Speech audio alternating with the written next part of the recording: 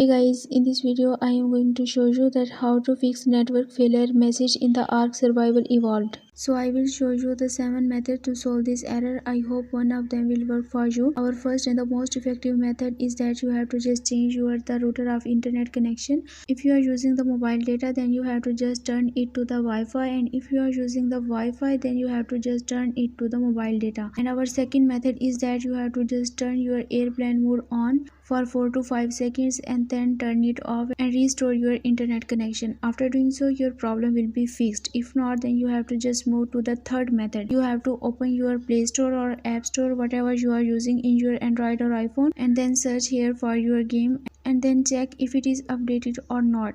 If not, then you have to just update it. Doing so, your problem will be fixed. And our fourth method is that you have to just open your Chrome browser or any browser that you are using and open the down detector and check here if the game server is down. Then you have to wait for some time and your problem will be fixed automatically. And the fifth method is that you have to just restart your Android device or iPhone device. After restarting, your problem will be fixed.